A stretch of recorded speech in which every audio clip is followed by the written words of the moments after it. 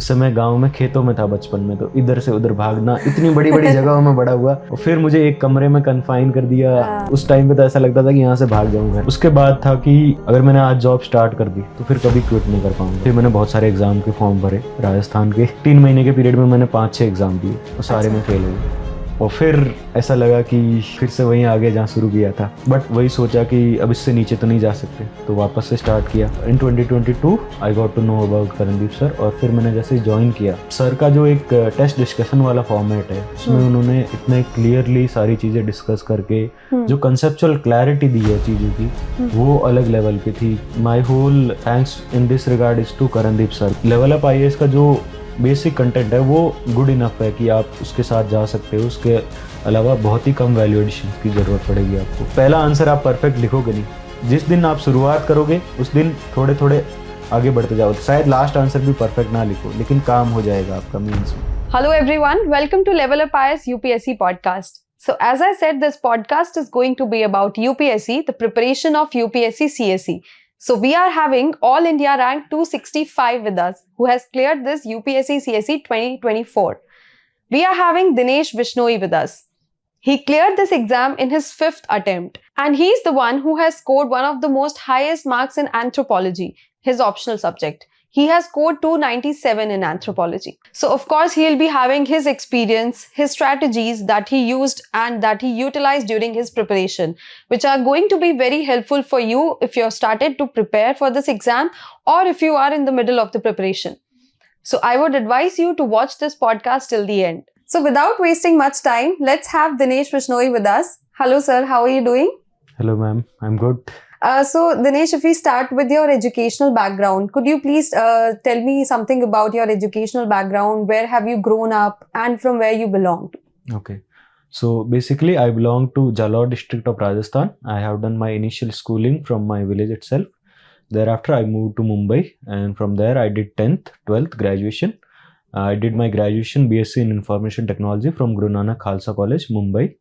And thereafter I started with UPSC, and I have been in the UPSC journey since 2018, so 7 years of total.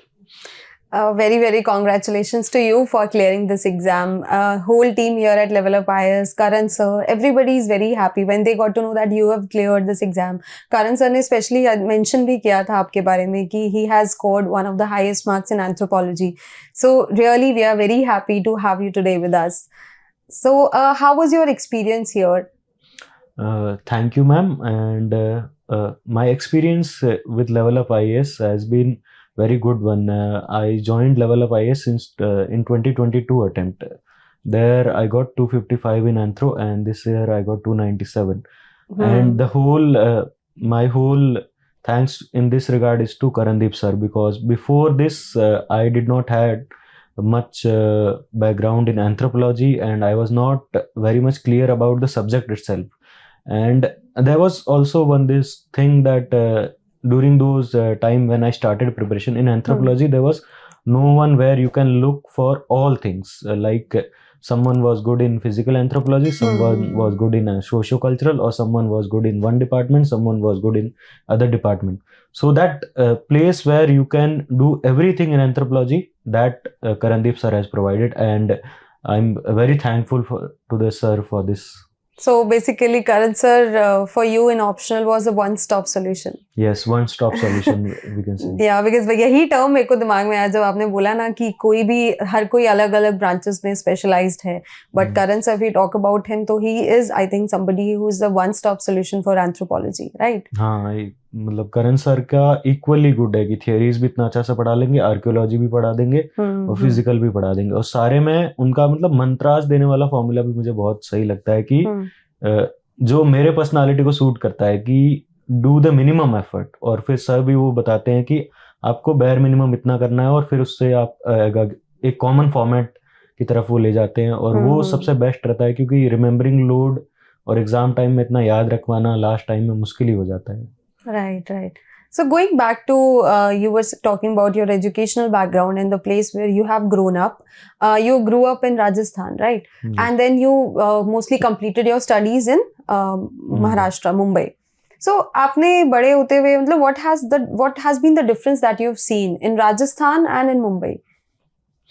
Okay, so Rajasthan and Mumbai में differences, एक तो मतलब in village setup लोग बहुत ही informally behave, मतलब informal ऐसे कि सारे एक दूसरे से अच्छे से कॉन्वर्जेशन सेटअप में रहते हैं, सब एक दूसरे को जान पहचानते हैं, and you get known by your father's name और ग्रैंडफादर्स नेम, वो सारी चीजें हैं कि मतलब फैमिली लेगेसी चलती है। लेकिन जैसे आप मुंबई आते हो, बड़ा ही फॉर्मल सेटअप है, मतलब पड़ोसी एक पड़ोसी को जानता नहीं है, फिर अगर आप कुछ हो तो ठीक है, वरना फिर मुंबई में बहुत डिफिकल्ट भी हो जाती है लाइफ, क्योंकि बहुत एक्सपेंसिव सिटी है वहाँ पे।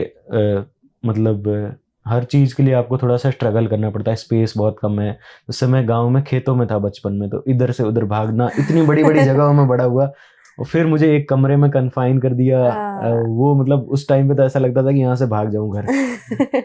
So you were there with your family in Mumbai? Yes. Okay. So while growing up, kabhi how did this thought of giving UPSC CSE emerge? Like who motivated you for giving UPSC Civil Services exam? This thought was there in my 10th, but I did not know कि कैसे करना है। और मुंबई में तो वो जरा भी कल्चर नहीं है, मतलब everything is about corporate and private jobs etcetera. और गांव से भी मतलब इतना कोई ऐसे एक्सपीरियंस था नहीं जिसने यूपीएससी क्लियर किया है। इनफैक्ट इन पूरे डिस्ट्रिक्ट में भी किसी ने यूपीएससी में ऐसे आईएएस का रैंक नहीं मिला था आज से पहले।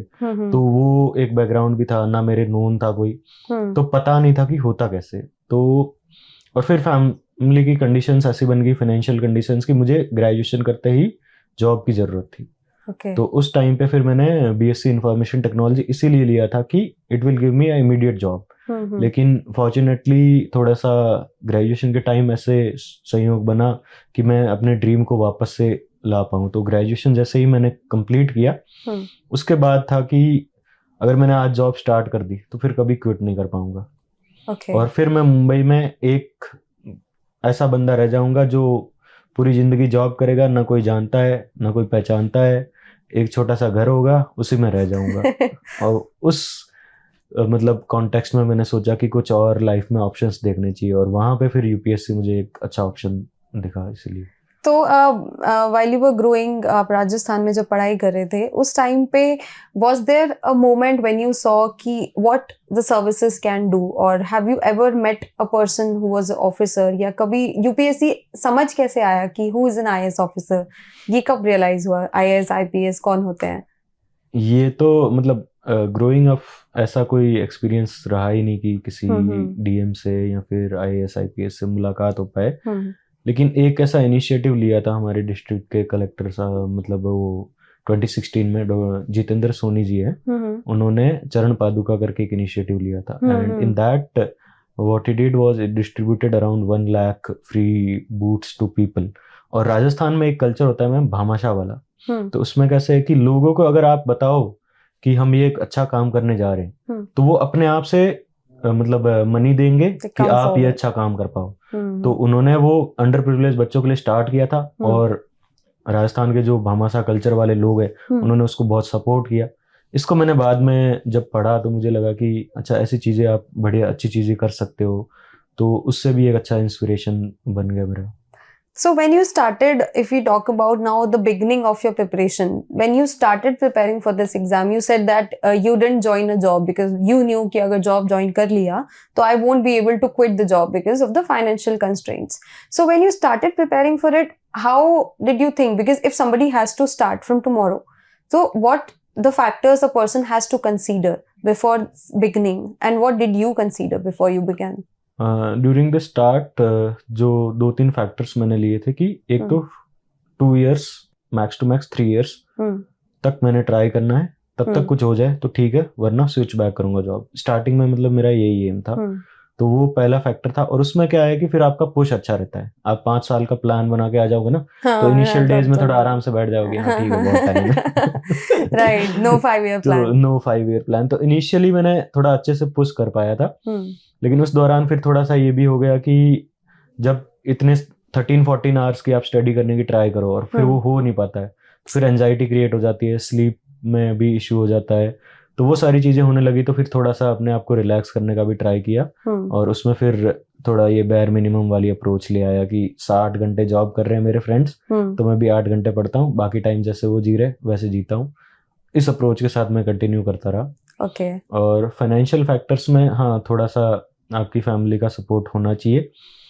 आप ये कर सकते हो कि थोड़ा सा अपने आप को भी कंस्ट्रेंट रख सकते हो। जैसे मेरी लाइफस्टाइल ऐसी रही है कि कोई ऐसे मतलब एक्सपेंसेस नहीं करे जो मेरे को अननेसेसरी लगे, या फिर क्लोथिंग पे, इन सब चीज़ों पे। तो वो वहाँ पे भी bare minimum ही रहा। So your bare minimum formula is working everywhere. Yes ma'am. Okay.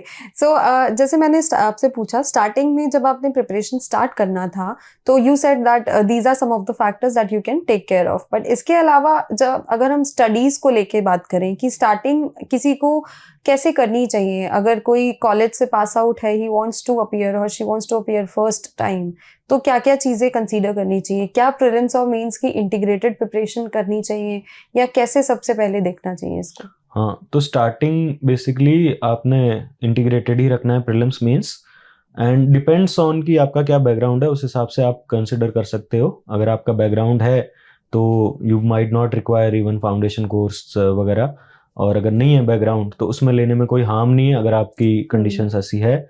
और आज के ज़माने में तो बहुत सारे ऑप्शंस अवेलेबल है ऑनलाइन, इतने सारे रिसोर्सेस हैं कि आप कहीं से भी मतलब अपने जो भी सिलेबस टॉपिक्स है उसको कर सकते हो। और जो चीज़ें कंसिडर करनी चाहिए आपको कि एक तो जो भी आप चीज़ करो उसको रिवीजन अच्छे से करो। स्टार्टिंग में रिवीजन इज़ द की, क्योंकि फिर वरना ऐसा लगेगा कि बहुत सारा कंटेंट पढ़ना है, लेकिन उतना होता नहीं है। तो थोड़ा सा स्टार्टिंग में आप जैसे जैसे रिवीजन करते जाओगे ना, तो आपको पता रहेगा कि हाँ ये चीज़ मैंने पढ़ रखी है, क्योंकि बहुत सारी चीज़ें रिपीट होगी। पेपर 2 की चीज़ें पेपर 1 में रिपीट होगी, पेपर 1 की चीज़ें पेपर 2 में, 3 में, 4 में, सब जगह रिपीट होती जाएगी। तो उन रिपीटेशंस को अवॉइड करने के लिए अच्छा रिवीजन स्टार्टिंग में, और एक सिलेबस पे पूरा मतलब फोकस बनाए रखिए। PYQs देखते रहिए। प्रीलिम्स के लिए, मेंस के लिए PYQs आर बेस्ट सोर्स। और मेंस के लिए तो यूपीएससी ने अच्छा खासा कंसाइज्ड सिलेबस दिया है। उस सिलेबस पे सारे टॉपिक्स पे नोट्स बना लीजिए, 1 वर्ड नोट्स, 1 मतलब पेज नोट्स जो होता है, जो सबने कराया, आई थिंक मतलब सारे टॉपर्स ने कराया, मैंने उस टाइम से भी यही सुन रहा था। तो वो चीज़ तो मतलब आपको भी करनी है। उसके अलावा धीरे धीरे जैसे जैसे एग्जाम बढ़ता जाएगा, आप थोड़े थोड़े अपने मेथड्स निकालिए कि कैसे मैं ज़्यादा से ज़्यादा एक्सट्रैक्ट कर सकता हूँ अपने पास जो लिमिटेड चीज़ें हैं उसमें से। So, if somebody has only 1 year, जैसे हमने बोला कि होता है कभी लक की वजह से हम एग्जाम नहीं क्लियर कर पाते, and with you how has been this stages कि आपने 5 अटेम्प्ट दिए, तो आप अगर उसके बारे में बताना चाहें कि कब आपका प्रीलिम्स क्लियर हुआ, कब मेंस क्लियर हुआ? तो मैंने जो स्टार्ट किया था 2018 में, सितंबर में दिल्ली आया था मैं, और सितंबर से मैंने 2019 में जून में एग्ज़ाम दे दिया था। उसमें मेरा प्री नहीं हुआ था, और वहाँ पे मतलब अंडरस्टैंडिंग की भी कमी थी, इतना ज़्यादा पढ़ भी नहीं पाया था, और मेंस रेडी भी नहीं था। अगर हो भी जाता तो भी ज़्यादा फ़ायदा नहीं होता। 2020 में मेरा प्री हो गया था। वहाँ पे मेंस के लिए मतलब एक स्मार्टनेस नहीं थी अप्रोच में। कंटेंट तो शायद उस टाइम भी था, मतलब पढ़ता तो मैं अच्छा खासा पढ़ चुका था, लेकिन जो ऐसे पर्सपेक्टिव से नहीं सोचा कि एग्जामिनर को कैसा आंसर चाहिए। मैंने जो क्वेश्चन दिखा उसमें जो कंटेंट मेरे को पता था वो लिख के आ गया, तो उस वजह से शायद इतना अच्छा स्कोर नहीं कर पाया। फिर 2021 का पीरियड थोड़ा सा वॉलेटाइल हो गया मेरे लिए, फैमिली वाइज और पर्सनली भी। फिर मैंने बहुत सारे एग्जाम के फॉर्म भरे राजस्थान के, और वो 3 महीने के पीरियड में मैंने 5-6 एग्जाम दिए, वो सारे में फेल हो गया। वो सारे ऐसे फेल हुआ कि जैसे RS का प्री मेरा 1 पॉइंट कुछ नंबर से रहा, यूपीएससी का प्री 2 पॉइंट कुछ नंबर से रहा, एक जॉब के लिए राजस्थान में मतलब पटवार का एग्जाम था, वो भी कुछ मार्क्स से रह गया। सारे मतलब यूपीएससी का EPFO ऐसे सारे फेल हो गया मैं। और फिर ऐसा लगा कि फिर से वहीं आगे जहाँ शुरू किया था, बट फिर वही सोचा कि अब इससे नीचे तो नहीं जा सकते, तो वापस से स्टार्ट किया, और फिर अपने आप को एक जगह पे रख लिया कि यूपीएससी ही करना है और मेरा हो जाएगा। क्योंकि तब तक मेरे पास 2020 की मार्कशीट थी, उसमें मैंने देखा कि मैंने इंटरव्यू थोड़े से मार्क्स से मिस किया है और वो इम्प्रूव हो सकता है। तो फिर मैंने 2022 वाला प्री के लिए अच्छे से पढ़ा, वो हो गया, और मेंस हो गया, इंटरव्यू हो गया, उसमें रैंक आ गई, तो उसके बाद तो थोड़ा आसान हो जाती चीज़ें। So, if we talk about your 4th attempt कि आपका जहाँ पर 722 रैंक आया and now 265, तो आपने उसके लिए क्या मेहनत किया, क्या चेंजेस आप लाए अपनी स्ट्रैटेजीज में, अगर हम उसके बारे में बात करें तो? मेजर डिफरेंस तो ऑप्शनल ने ही क्रिएट किया है, इसमें ऑलमोस्ट सिमिलर स्कोर है बाकी सब जगह। जीएस में I got 413 cumulative last time, this year I got 418, so almost same. SA में उल्टा 10 नंबर कम हो गए। ऑप्शनल में I got 42 marks more than last time I got 252, this time 297, तो वही मेजर डिफरेंशिएटिंग फैक्टर था। इंटरव्यू अगेन 3 नंबर कम हो गए।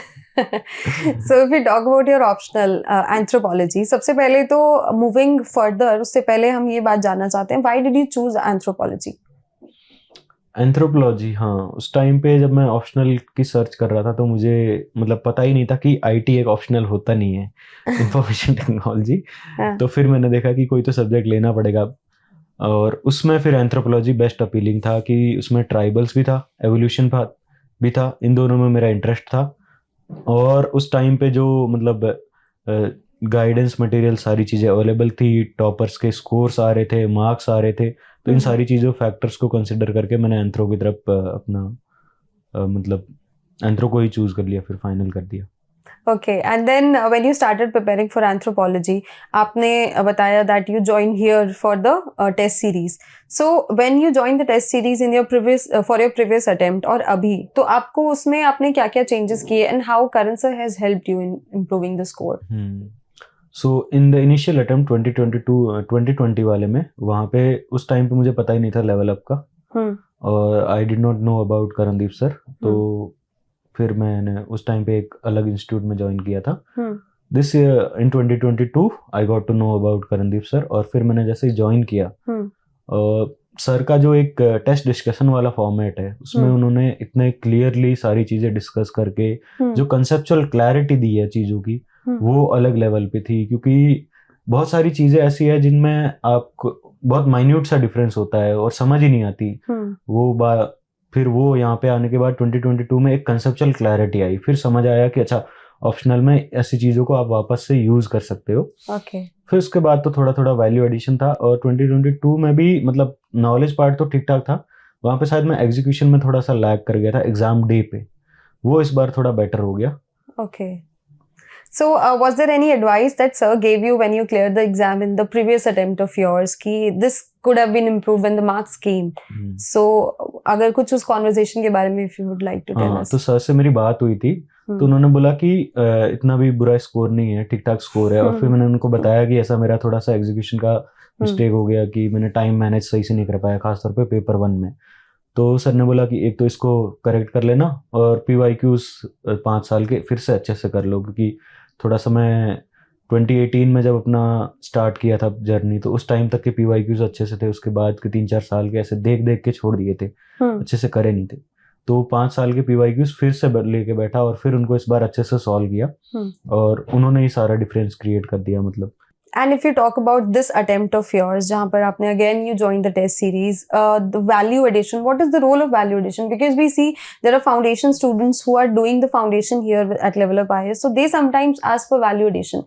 So what would you like to tell them कि how important is it to build the foundation first and then to add the values in the answer? Value addition एक ऐसी चीज़ है जो आप मतलब एक केक बन गया, उसके ऊपर की जो टॉप की चीज़ है वो तो बाद में ही हो पाएगी ना। तो फाउंडेशन तो आपको पहले बिल्ड करना पड़ेगा, एक अंडरस्टैंडिंग जो है कंसेप्ट्स की, वो तो इनिशियल स्टेज में होनी ही चाहिए। उसके बाद वैल्यू एडिशन में ऐसा है कि आपको जब अगर अच्छे से अंडरस्टैंडिंग हो जाएगी ना, तो सारी सेम चीज़ें आप वापस यूज़ कर सकते हो। इसको इंटरलिंकेजेस बोलते हैं, मतलब टॉपिक्स के जो एंथ्रो में आप कर सकते हो, कि जैसे थियरीज को आप सारे जगह पे इंटरलिंक कर सकते हो, पेपर 1 की चीज़ें पेपर 2 में यूज़ कर सकते हो। इसके अलावा जो नॉर्मल सी वैल्यू एडिशन है, वो आप मतलब थोड़े थोड़े सोर्सेस अपने फ्रेंड्स के साथ शेयर कर सकते हो, कि करंट अफेयर्स में से कुछ चल रहा है तो उठा लो, या फिर एग्जाम्पल्स सर्च कर लो, उसके लिए टॉपर कॉपीज देख सकते हो, थोड़े से PYQ सॉल्यूशंस देख सकते हो। यही है नॉर्मल सी चीज़ें। बाकी तो मतलब लेवल अप IAS का जो बेसिक कंटेंट है वो गुड इनफ है कि आप उसके साथ जा सकते हो। उसके अलावा बहुत ही कम वैल्यू एडिशन की ज़रूरत पड़ेगी आपको। All right. Now going back to the prelims and mains का integrated preparation that we were talking about, उसमें आपने what is the role of PYQs for prelims and for mains? Because sometimes, and when to start approaching the PYQs? Because if you have begun with the preparation, if you go towards the PYQs, you might be feeling I don't know anything. So when is the right time to go for PYQs? हाँ, PYQs first reading में तो ज़्यादा कुछ help नहीं कर पाएंगे. Second reading onwards, whenever you read a topic, at the end of the topic see the PYQs. And also before reading, sometimes अगर आप थर्ड रीडिंग पे जा रहे हो तो before reading the chapter go to PYQs, see what kind of questions are asked, then you will be able to better identify themes which are asked in the prelims, and that will help you to study in a manner which is required for pre. First role is what to study in PYQ. Second role of PYQ is that it will give you an idea how to approach the questions. The few smartness about the questions which you can develop through PYQs, that this kind of statement you can analyze, and all those elimination tricks that you can learn from PYQs itself.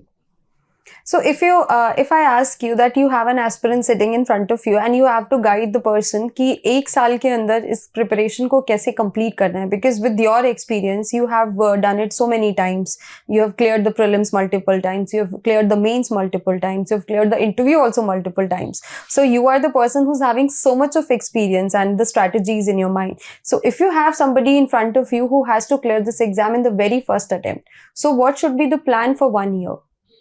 1 year plan, basic timeline आपने, मतलब एक तो ये है कि थोड़ा सा अपने आप से मतलब पेशेंस रखना है कि जल्दी जल्दी करने के चक्कर में चीज़ों को निगलेक्ट नहीं करना है, और एक बेसिक टाइमलाइन ही प्रिपेयर करना है कि आपने 4-5 महीने में मेंस का स्टडी कंप्लीट करना है. जैसे अभी स्टार्ट करें जून से, तो June till September you complete your optional, one revision of one reading of optional is done. Then you go to GS, you complete GS simultaneously revising optional in the next 3 months till December, and in January जो भी थोड़ी सी चीज़ें बच गई है उसको कर लो, CSAT कर लो, and February onwards आप prelims को अच्छे से फोकस करो. और जो इस GS के पीरियड है ना, उसमें भी prelims की चीज़ें तो होती जाएगी ना, जो भी टॉपिक्स कॉमन है उसमें आप मेंस के लिए पढ़ रहे हो, जैसे हिस्ट्री, ज्योग्राफी, इन सब सब्जेक्ट में, तो थोड़े से प्री के PYQs भी देखते रहो ताकि उससे एक आइडिया रहे कि प्री में भी क्या पूछ सकते हैं. तो दोनों चीजें साथ में होती जाएगी उस टाइम पे. And if you talk about answer writing practice, because this is also something which haunts the aspirants in the initial days, because they don't want to write answer. So how you have to push yourself for answer writing? Answer writing में पहला answer कोई भी perfect नहीं लिखेगा. तो how was your experience with your answer writing? Initial जो answers है वो तो मैं खुद ही चेक करता था, और जो ऑनलाइन करंट अफेयर्स पे क्वेश्चंस दिखता था उसी में लिख देता था. तो उनमें तो बहुत ही खराब क्वालिटी रही होगी, मतलब जितना मुझे याद है. लेकिन वही है कि पहला आंसर आप परफेक्ट लिखोगे नहीं. जिस दिन आप शुरुआत करोगे उस दिन थोड़े थोड़े आगे बढ़ते जाओ. शायद लास्ट आंसर भी परफेक्ट ना लिखो, लेकिन काम हो जाएगा आपका मेंस में. तो उस लेवल पे जाना है आपको कि स्टार्ट कर देना है. ये नहीं होना चाहिए कि मेरे को आता ही नहीं है तो क्या लिखूं क्या नहीं लिखूं.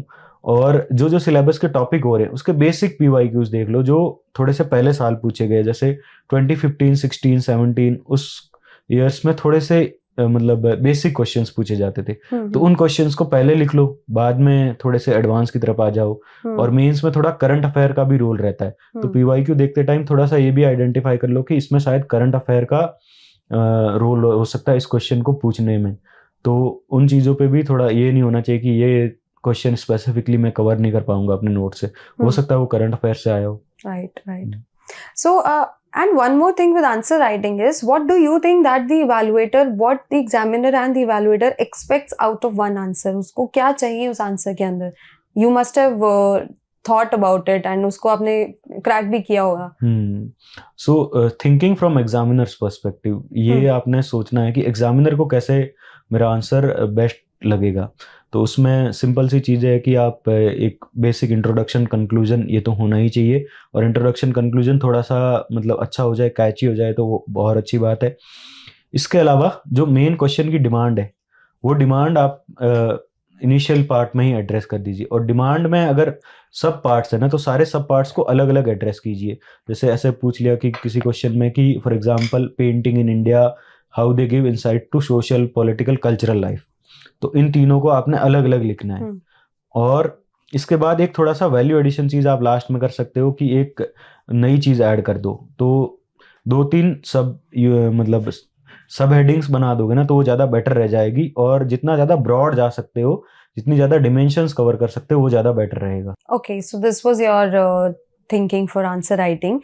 इसके बाद व्हेन यू गेव मेंस के बाद how important is it to start, कि जब इंटरव्यू के लिए आपने कैसे प्रिपेयर किया था फिर?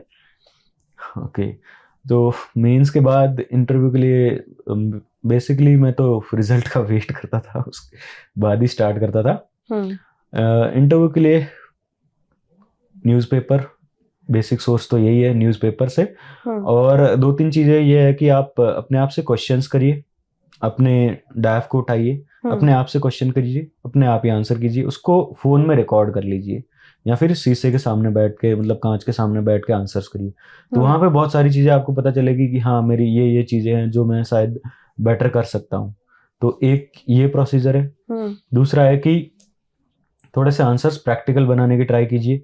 मतलब बुकिश हो जाते हैं तो कहीं कहीं पे तो ज़्यादा प्रैक्टिकल नहीं हो पाएंगे, लेकिन ज़्यादातर जगह पे आप आंसर्स जितने प्रैक्टिकल कर सकते हो उतना ज़्यादा बेटर रहेगा। और 3-4 बार प्रैक्टिस कर लीजिए, मतलब अपने आप में स्टूडेंट्स के साथ प्रैक्टिस करना, जो इंटरव्यू दे रहे हो वो ज़्यादा बेटर है रादर देन गोइंग टू ये इंस्टीट्यूट वो इंस्टीट्यूट। तो आप अपना पेयर ग्रुप में जितना ज़्यादा प्रैक्टिस करोगे, डेली बैठ के शाम को 1 घंटे के लिए, आधे घंटे के लिए आप इसका ले लीजिए इंटरव्यू, वो आधे घंटे दूसरा वाला पर्सन ले लेगा, तो वो ज़्यादा बेटर हो जाएगा। Right. I would like to take you back to your optional, because since you have scored one of the highest marks in optional anthropology, 297. So when you saw your marks, आपको कैसा लगा कि okay, finally इतने अच्छे marks हैं? Because this time I think mains में ज़्यादा optional में marks मिले नहीं हैं, and yours is one of the highest marks. तो तब what was the feeling? ऐसा सोच के तो नहीं रखते हैं कि मेरे इतने नंबर आ जाएंगे, बट जब आए तब तो लगा होगा। हाँ, फिर वही लगा कि जो मैंने मेहनत की है उसका डिविडेंड इस बार मुझे मिल गया। ऑप्शनल में मतलब काफ़ी मैंने एफर्ट्स लगाए थे, लेकिन लास्ट टाइम डिविडेंड नहीं मिला था उसका। तो इस बार जो मेरे एफर्ट्स थे उसका फ़ायदा मिला है। एंड वो कहते हैं ना कि आप जब वर्क करते हो किसी चीज़ में तो लक भी शायद आपके फेवर में आ जाता है उस चीज़ में। तो ये भी मेरे साथ मैं कह सकता हूँ कि रहा था इस बार। And since the mains is approaching now, and those of the students who are preparing for mains, अभी results नहीं आए हैं, but there will be people who will be preparing for mains, तो उनको आप क्या बोलना चाहेंगे for anthropology especially, कि what extra things you did अपने previous attempt से compare करें तो which led you to the increase of 42 marks? Yes. Was the more diagram inclusion was there? What about the presentation? How did you do? एक basic misconception रहता है कि अच्छा presentation अच्छे बहुत सारे डायग्राम से होता है। तो ये मैं मतलब इसमें मैं बिलीव नहीं करता। प्रेजेंटेशन का मतलब है कि आपका आंसर एग्जामिनर को देख के कितना ज़्यादा उसको इजी टू रीड है। तो उसके लिए आप सब हेडिंग्स का यूज कर सकते हो, थोड़े से फ्लो डायग्राम्स का यूज कर सकते हो। सिर्फ डायग्राम से प्रेजेंटेशन अच्छा हो जाएगा ये जरूरी नहीं है। तो पहली चीज तो ये है। दूसरी जो मैंने वैल्यू एडिशंस करी थी उसमें ये होता है ना कि अपन वैल्यू एडिशंस वैसे तो ढूंढ लेते हैं बहुत सारी, लेकिन उसको अगर बार बार रिवाइज नहीं करोगे तो वो फैक्चुअल चीजें होती हैं तो भूल जाएंगे। तो सबसे ज्यादा इंपॉर्टेंट है कि आप 5-7 रिवीजन करके जाओ, जो भी आप फैक्चुअल इंफॉर्मेशन निकालो, और कंसेप्चुअल चीजों के 1-2 रिवीजन से काम हो जाएगा। मतलब 3 रिवीजन तो बैर मिनिमम है हर चीज का, लेकिन अगर आपने पहले भी एक बार कर रखा है एंथ्रोपोलॉजी में जो कंसेप्चुअल चीजें हैं, प्री से पहले 1-2 बार कर रखा होगा, तो अभी 1-2 रिवीजन से काम चल जाएगा। लेकिन जो भी आप फैक्चुअल चीजें इकट्ठा करोगे कि ये केस स्टडी वो केस स्टडी, वो सारी चीजों को 5-7 बार रिवाइज करके जाइए ताकि आप एग्जाम में एग्जीक्यूट करें। और एक चीज पे आप बैठे हो ना तो उस पर सोच लीजिए कि इसको मैं मल्टीपल प्लेसेस पे कैसे यूज कर सकता हूँ। जैसे एक आंसर में कोई आपने एक केस स्टडी लिखी, फिर उसको लिख के वहां पे छोड़ देना नहीं है, फिर देखना है कि इसी सेम केस स्टडी को या इसी सेम एग्जांपल को मैं दूसरी जगह पे कहाँ पे यूज कर सकता हूँ। उससे रिमेम्बरिंग लोड कम हो जाएगा और फिर इजी हो जाएगा आपके लिए कि ज्यादा एक यूनिक आंसर लिखने में जो यूनिकनेस है ना कि आपके आंसर में एक चीज पूरे सारे आंसर्स में एक यूनिक पॉइंट आप डाल दो, उससे काम हो जाता है। तो वो ऐसे ही आएगी कि आप जितना ज्यादा कंटेंट को मल्टीपल प्लेसेस यूज कीजिए थोड़ा सा यूज़ कर लीजिए एआई को, वहाँ पे ऐसे यूज़ कीजिए कि जो रिसेंट ट्रेंड्स है उनको देख लीजिए, थोड़ा सा करंट में क्या डिस्कवरी चल रही है आर्कियोलॉजी पार्ट में वो देख लीजिए। तो ये सारी चीज़ें आपको आंसर के एंड में, before the end of the answer, last paragraph में इंक्लूड करना है, उससे ऊपर मेन कंटेंट ही रहेगा।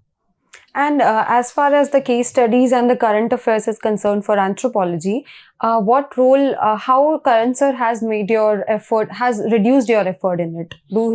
Does he provide sufficient case studies and examples in current? Karan sir का जो मेथड रहता है ना कि केस स्टडीज में वो मल्टीपल प्लेसेस पे यूज करने वाली केस स्टडीज कराते हैं, एक केस स्टडी को बहुत ही ब्रॉड व्यू में कराते हैं। तो एक तो वो बहुत फायदे वाला रहता है।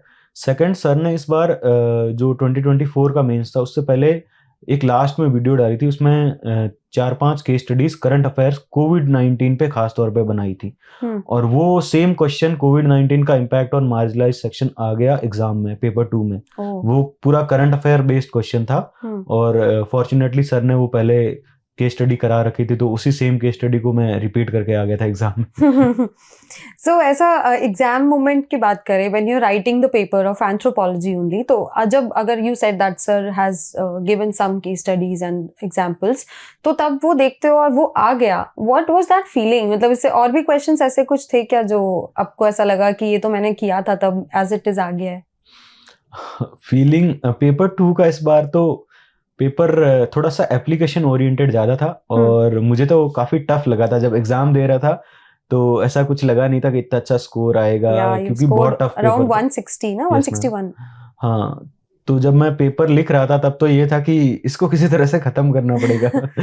थोड़ा सा टफ था, मतलब टफर साइड पे था, बहुत टफ पेपर था। जितना मैंने 7-8 साल के पेपर देखे लास्ट ईयर में, पेपर 2 में नॉर्मली क्या होता है कि कन्वेंशनल क्वेश्चंस आते हैं जो रिपीट होते हैं हर साल, लेकिन इस बार एकदम डिफरेंट लेवल के क्वेश्चंस आ गए जो कंसेप्चुअल भी थे, करंट ओरिएंटेड भी थे, एप्लीकेशन ओरिएंटेड भी थे। तो वहाँ पे सबसे बेस्ट यही है कि आपको जो आता है बेस्ट उसको चूज कीजिए और उसको लिखते जाइए, कंटिन्यूटी रखिए पूरे पेपर में कि सारे आंसर्स एक जैसे बना सको, और वो वर्क कर गया मेरे लिए। हाँ, मैं वही पूछने वाली थी, how did you handle that tough paper then? मतलब what different approach you followed? Was there anything else extra that you did and that you changed उस एग्जाम टाइम पे ही कि I think I should be doing in that this way? तो ये तो मतलब questions देखे मैंने और जो चूज करने वाले क्वेश्चंस थे उसमें लिमिटेशन आ गई थी थोड़ी सी, तो जो मुझे बेस्ट आते थे वो मैंने क्वेश्चंस चूज कर लिए। उसके बाद जो एग्जाम टाइम में चेंज करी थी ना, कि जो चीजें मैंने पहले से कर रखी थी उन्हीं सेम चीजों को कैसे इन क्वेश्चंस की डिमांड के हिसाब से एड्रेस कर सकता हूं मैं से। फर्स्ट क्वेश्चन ही था डिजिटलाइजेशन ऑफ रूरल इकोनॉमी, मतलब जीएस क्वेश्चन था ये बेसिकली, लेकिन आ गया एंथ्रो में। तो फिर अपने मतलब सोचा कि कैसे इसको ज्यादा मैं एंथ्रोपोलॉजिकली ओरिएंटेड आंसर लिख सकता हूँ। तो वहां पे इंटरलिंकेजेस और जो मैंने ट्रेंड्स वगैरह देखे थे वो काम आ गए, और उससे आगे भी मतलब थोड़ा थोड़ा वैसे सोचने वाला मेथड काम आ गया। बाकी तो एज इट इज जो आ रहा था वो लिखता गया। So if अगर हम इसी का एग्जांपल ले, डिजिटलाइजेशन ऑफ रूरल इकोनॉमी, तो आपने इसमें क्या क्या इंक्लूड किया? इसमें मैंने इंटरलिंकेजेस की जब बात करते हैं ना, तो सिंपल सोसाइटीज में इकोनॉमी इज नॉट मतलब इकोनॉमी इंडिपेंडेंट फैक्टर नहीं है, वो बाकी चीजों से लिंक्ड रहता है, किनशिप सिस्टम से, रिलीजन से, हर चीज से लिंक्ड रहता है। तो rather than addressing just economy part, मैंने किनशिप को थोड़ा सा उसमें डाल दिया। उसमें मेरे पास एक केस स्टडी थी, वो काम आ गई।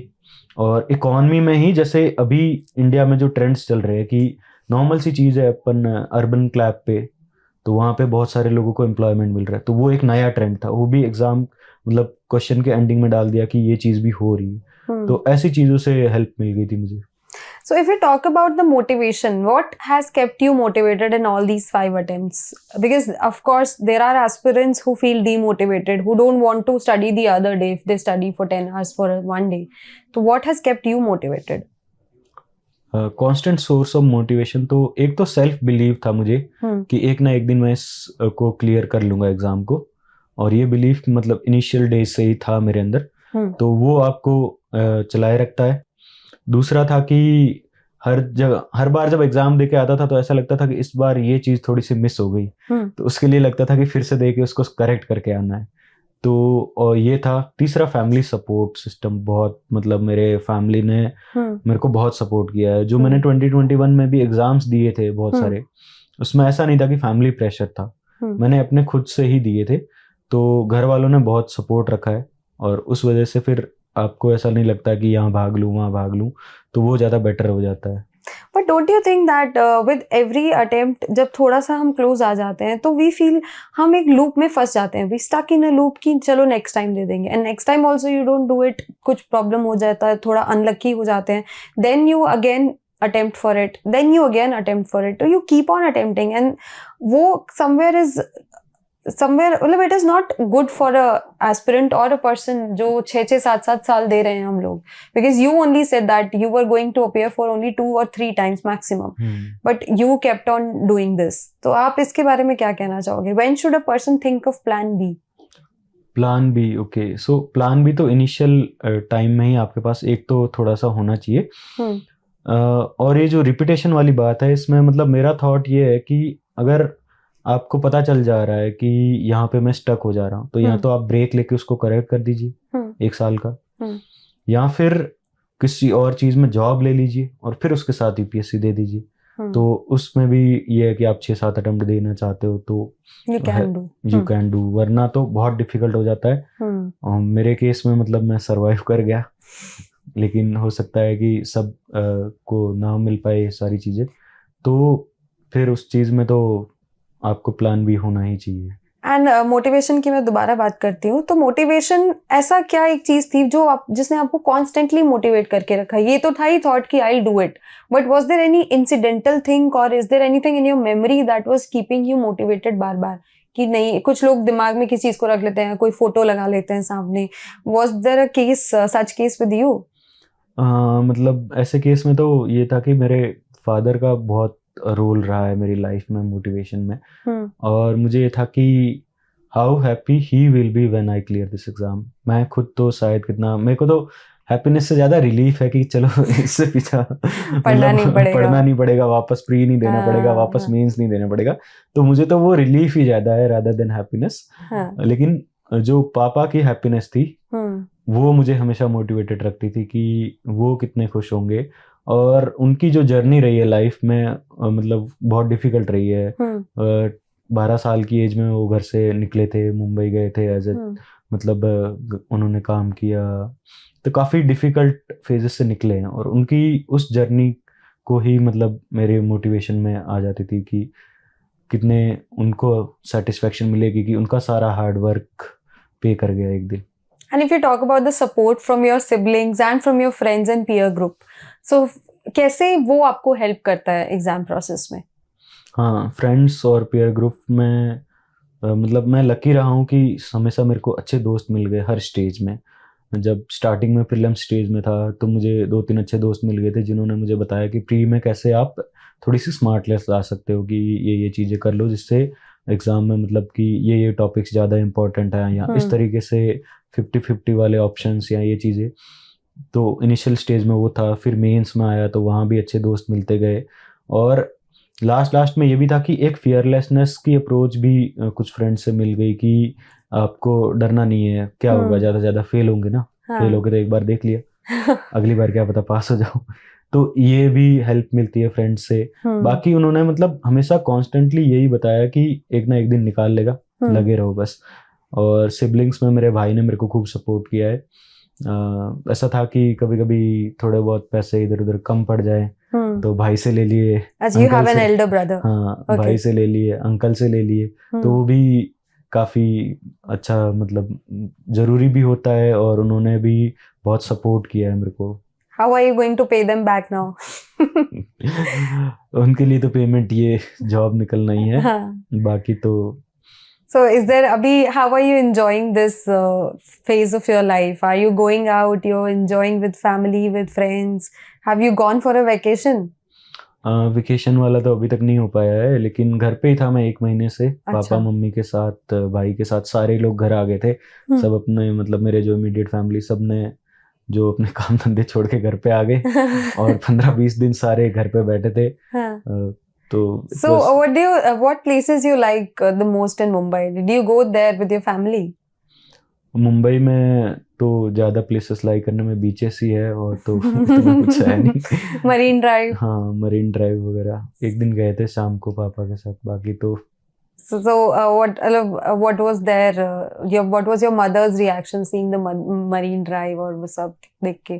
Because राजस्थान से of course उनका link रहा है, and then coming to Mumbai and seeing that ocean, वो ऐसा कुछ उनको लगा कि अरे ये तो मम्मी मतलब मुंबई में ही रह रही है ना काफी टाइम से, तो पहले तो पानी देख के कि इतना सारा पानी फिर राजस्थान वाला मीम आ जाता है ना कि इतना सारा पानी, लेकिन फिर यूज्ड टू हो जाते हैं कि हाँ यहाँ पे पानी ही है। तो right. One more thing I want to ask you, how this preparation has changed you as a person? आप क्या थे during your first attempt and now after becoming somebody in life? How this preparation has changed you? हाँ, तो उसमें एक तो first change जो मेरे आया कि पेशेंस आ गई बहुत सारी, और एक रिजल्ट ओरिएंटेड से प्रोसेस ओरिएंटेड चीज़ों में चला गया मैं ज़्यादा इस टाइम पे। मतलब कि खासतौर पे 2022 के बाद से मैं ऐसा था कि I did not care about the results, मैं बस अपना एग्ज़ाम देना है, मेरे को ये था कि मैं एग्ज़ाम दे के आ जाऊँगा, उसके बाद जो भी रिजल्ट आएगा भगवान देंगे, ठीक है, नहीं देंगे तो भी कुछ और ढूंढ लेंगे लाइफ में। तो उससे क्या हो जाता है ना कि आप एक दिन से ज़्यादा आगे सोचते नहीं हो, वो बहुत हेल्प करता है कि कल क्या करना है मुझे, वहाँ तक सीमित रखो, आगे मतलब सालों बाद क्या होगा उसके बारे में अभी भी मैं नहीं सोच रहा हूँ कि कौन सा कैडर मिलेगा या कहाँ क्या होगा, लाइफ में क्या प्रोग्रेशन होगा, उससे कोई फर्क भी नहीं पड़ता ना। आपके सोचने से वैसे भी कुछ चीज़ें जो जैसी होनी है वैसी ही होगी, तो उससे फ़र्क भी नहीं पड़ता। तो ये एक बहुत अच्छा चेंज आया मेरे अंदर, और बाकी थोड़ी सी मैच्योरिटी आ जाती है चीज़ों को लेके, एक इमोशनल एंगल भी थोड़ा कम हो जाता है कि आप मैच्योर हो जाते हो हर चीज़ पे, कि बहुत बार अपने को फैमिली से बहुत सारी चीज़ें ऐसी है जो सेक्रीफाइस करनी पड़ती है। जैसे मेरे मतलब बुआ के लड़के की वेडिंग थी, वहाँ नहीं जा पाया, बहुत ऐसी चीज़ें हैं। फिर वहाँ पे ऐसा ही हो जाता है कि ठीक है, कभी कभी आपको ज़िंदगी में कुछ करने के लिए ये सारी चीज़ें भी छोड़नी पड़ती, और फिर आपसे ज़्यादा आपकी फैमिली ज़्यादा सेक्रीफाइस करती। उन्होंने मेरी कमी ज़्यादा महसूस की होगी रादर देन कि मैंने उनकी कमी महसूस की है, तो उसमें भी मतलब फैमिली का support. But is it really important to cut off from your people and from such functions, from social media? How important is it to cut off from every such distraction, and do you call it a distraction? Distraction, social media तो थोड़ा सा distraction हो जाएगा, बाकी चीज़ें से cut off नहीं था मैं, बट वो एग्ज़ाम से थोड़े दिन पहले अगर कुछ हो जाए तो वहाँ पे फिर आपको मिस करना ही पड़ता, और कोई ऑप्शन नहीं है। लेकिन अगर जैसे आपने अभी मेंस लिख दिया है तो उसके बाद 3-4 महीने में कुछ चल रहा है तो आराम से अटेंड कीजिए, तो उसमें कोई इतना इशू नहीं है कि 1-2 दिन से आपकी पूरी प्रिपरेशन हैम्पर हो जाएगी, ऐसा कुछ नहीं है। और सोशल मीडिया में मेरा थॉट ये है कि जितना थोड़ा सा लिमिटेड यूज़ करोगे उतना ज़्यादा बेटर रहेगा। Use social media for your advantage rather than social media using you. Were you on the social media apps, Instagram और ये? इनिशियल में मैंने सारे बंद कर दिए थे 2-3 साल तक, हाँ. लेकिन फिर ऐसे ही कि टाइम पास नहीं हो रहा है तो वापस इंस्टॉल किए। ज़्यादा एक्टिव नहीं रहता था, लेकिन कभी कभी मीम्स देख लिए, स्क्रॉल कर लिया। You were also using it और थोड़ा रिलैक्स करने के लिए? थोड़ा रिलैक्स करने। बट उस पे खुद को स्टॉप कैसे लगाना चाहिए? Because sometimes you keep on looking for those reels and watching those reels and you keep on spending so much of time. So how did you restrict yourself? एक तो इसमें ऐप में एक टाइमर वाला system होता है। हाँ. तो मैं अपने इंस्टाग्राम पे टाइमर लगा देता था कि 15 मिनट से जैसे ही ज़्यादा यूज़ हो वो मेरे को नोटिफिकेशन दे देगा, तो एक वो हेल्प करता है। बाकी एक आपका मतलब कितने क्लोज हो आप एग्ज़ाम से, उस टाइम पे भी मतलब ऐसा है कि फिर तो अपने आप ही एंड करना पड़ता है ना कि अभी तो पढ़ना ही पड़ेगा वरना कुछ नहीं होगा। राइट। तो वो भी है। और थोड़े से मतलब अकाउंट्स भी लिमिटेड ही रखें तो ज़्यादा बेटर है। जैसे अभी तक भी मैं फेसबुक पे हूँ नहीं। तो So other than friends and family, if I talk about the role of mentors, so what is the role of mentor in this preparation? A mentor prepares you for exam, मतलब prepare you for the situation। आपने आपकी चीज़ें तो खुद ही करनी है, लेकिन वो बता सकते हैं ना कि इस डायरेक्शन में जाना है। इनिशियल डेज में जब आपके पास पता ही नहीं होता कि कैसे एग्जाम निकालना है। जैसे मेरे जैसे पर्सन का कोई ऐसे कांटेक्ट नहीं था कि कहाँ पे किससे कांटेक्ट करे, तो उस टाइम पे बहुत अहम रोल हो जाता है। और फिर वो आपके जो फियर्स है ना उनको भी बाहर ले लेते हैं और इंस्टिल करते हैं कि हाँ ये चीजें करने से हो जाएगा।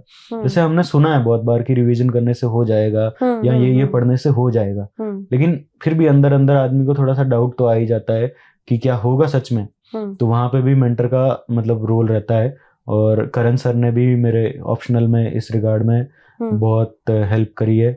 हर टाइम जब भी मेरे को कोई इशू होता था तो मैं उनके पास चला जाता था और वो हमेशा अवेलेबल रहते थे।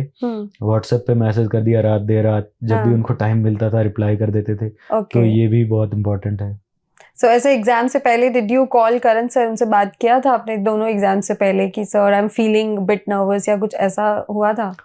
हाँ, इस बार तो शायद मुझे ऐसा लगा नहीं कि you are feeling nervous, you were confident. ठीक था, मतलब कि जो होगा देखा जाएगा। ओके। बाकी एग्जाम से पहले तो नहीं, लेकिन ऐसे पढ़ते पढ़ते मुझे लग गया कि क्या ये चीज मैं ऐसे कर सकता हूँ। तो वहां पे तुरंत मैं मैसेज कर देता था और फिर जब भी सर को टाइम मिलता था तो बताते थे कि नहीं ये आप ऐसे कर दो या फिर ये वाला आपकी अंडरस्टैंडिंग में थोड़ा सा फॉल्ट है। तो वो चीजें बहुत सही रहती है। So overall, how was your experience here at Level Up IS? Because I think you took the mocks also for the interview, if you talk about that also. So how was your experience? Level up IAS बहुत ही cordial रहा है सारी चीजें। और एक मतलब कि rather than being a teacher थोड़ा सा फ्रेंडशिप जैसी वाइब आ जाती है, तो वो बहुत अच्छी रहती है। And one more thing that I want to discuss is studying time, because there are people who study early in the morning, there are people who study late at night. So what kind of person you were when you were studying? Season के हिसाब से change हो जाता था। Like गर्मियों में जल्दी उठ जाता था। रात को 12 बजे सो गया, सुबह 7 बजे उठ गया। और ये मतलब मेंस का मेरा पीरियड का टाइमिंग ऐसा था कि सुबह 7 बजे उठा, 8 बजे लाइब्रेरी, 1 बजे तक 8 से 1 नाश्ता भी वहीं पे कर लेता था। फिर खाना खाया, थोड़ा सा और दोपहर में सो लिया, आधा घंटा की एक नैप ले ली, फिर वापस से लाइब्रेरी और रात के 8 बजे तक फिर डिनर करके 1 आध घंटा वॉक कर लिया, घर वालों से बात कर ली, ये नॉर्मल चीजें। और फिर थोड़ा बहुत कुछ पढ़ा तो पढ़ा, नहीं वरना नहीं तो सो जाता था। तो ये मेरा मेंस के टाइम पे या फिर गर्मियों का शेड्यूल था। ठंड में ये थोड़ा चेंज हो जाता था क्योंकि ठंड में सुबह देर तक सो ही जाते थे कैसे न कैसे करके। तो फिर मैं उसको चेंज करके रात के 2 बजे तक भी जाग लेता था, पढ़ लेता था, तो वैसे चेंज कर लेता था। So your schedule was flexible. Flexible, हाँ. Okay. So Dinesh, we are now coming to an end of this conversation, and what would you like to tell to those who have their mains in this coming months? तो आप उनको क्या कहना चाहोगे? Is there any advice that you would like to give? So to all those who are giving mains this year, remove the unnecessary things in your life. मतलब उनको ज़्यादा आपने attention नहीं देनी है। रिमूव करने का मतलब मेरा ये है कि फालतू की छोटी छोटी चीज़ों से बहस करना या उनमें उलझना ये प्रोडक्टिव नहीं है आपके मतलब ना सिर्फ पढ़ाई डिस्टर्ब करता है बल्कि मेंटली भी थोड़ा आधा 1 घंटा टाइम पास करवा देता है। तो एक तो ये है। दूसरा, आपने मतलब जो अपनी रूटीन है उसको थोड़ा सा बना लीजिए। एक जो भी रूटीन आपको सूट करता है वो बना लीजिए और रिवीजन करते रहिए, अपने नोट्स को रिवाइज कीजिए, क्वेश्चन आंसर फॉर्मेट में थोड़ा सा पढ़ लीजिए। वो हेल्प करता है। जब एग्ज़ाम में आपको आंसर लिखने हैं ना तो वहाँ पे जो क्वेश्चन आंसर फॉर्मेट में रहता है ना तो सीधा सीधा आप लिखना स्टार्ट कर देते हैं। तो PYQs देख लीजिए या फिर करंट के क्वेश्चंस देख लीजिए कोई भी टेस्ट सीरीज से उठा के, तो उससे क्वेश्चन आंसर फॉर्मेट में हो जाएगा। और 3 बार रिवीजन करें, जो भी पढ़ें आप 3 बार रिवीजन करें, वरना नहीं पढ़े। And you just talked about the mental health. There's one thing that has come into my mind is some people take this exam so seriously that some of them even end up taking their lives. हमने एक recently एक news में case भी पढ़ा है, brother and sister who committed suicide also because of this exam process only. So what would you like to tell to everyone who thinks that UPSC is something, this exam is something which is beyond your life? पहली advice तो यही है कि UPSC is a part of life, UPSC is not life. तो सबसे आपने इस चीज़ पे क्लियर रहना है। और दूसरा है कि आप इस प्रोसेस ओरिएंटेड जाइए ना, जो गीता में भी है, महेंद्र सिंह धोनी ने भी कहा है कि आप प्रोसेस पे ध्यान दीजिए, रिजल्ट्स पे नहीं दीजिए। तो उससे थोड़ा सा रिजल्ट ओरिएंटेड नहीं रहोगे तो आपको मेंटली काम रहोगे। दूसरा है फैमिली, अपने फ्रेंड्स अच्छे बना के रखिए। जितना आप पर्सनल लाइफ मतलब लाइफ में लोगों से बातचीत करने में एक्टिव रहोगे ना, उतना ज़्यादा बेटर है, रादर देन यूजिंग फोन या फिर ऐसे अकेले में सिमट जाना इज़ नॉट एडवाइसेबल। मैं ये कभी नहीं बोलूँगा कि आप अपने आप को अकेले में सिमट लीजिए। हमेशा एक ऐसे 2-4 ऐसे फ्रेंड बनाए रखिए जिससे आप आधा घंटा डेली बात कर सको। जो भी आपको इश्यूज आ रहे हैं कि ये इशू है, उसमें पर्सनल लाइफ भी डिस्कस कर सकते हो, वो चीज़ें भी होनी चाहिए। घर वालों से बात करते रहिए और इसको बस एक एग्जाम ट्रीट कीजिए। फेल हो जाएंगे तो भी क्या हो जाएगा, कुछ और चीज कर लोगे, शायद हो सकता है और बेटर चीज आपके लिए लिखी हो, क्योंकि उस टाइम पे तो कभी समझ नहीं आएगा कि इसमें क्या बेटर हो सकता है। लेकिन जैसा मेरा एक्सपीरियंस रहा है, 2021 का प्री फेल हुआ, सारे एग्जाम फेल हुआ मैं, तो उसके बाद बेटर हुआ। हर चीज बेटर ही होती है लाइफ में, बस उस टाइम पे ऐसा लगता है कि ये क्या हो गया, और वो आधा 1 घंटे का फीलिंग रहता है या 1-2 दिन का फीलिंग रहता है। बस उसको किसी तरह से लोगों के बीच में रह के हैंडल कीजिए। Yeah, it's very insightful also. Thank you so much, Dinesh, for coming today and for having this conversation with us, sharing your experiences, your strategies to those who are viewing this podcast. Thank you so much, and once again, congratulations to you for achieving this rank. Thank you, ma'am, and thank you, Level Up IAS, Karandeep sir, for helping me out throughout this journey. Thank you very much.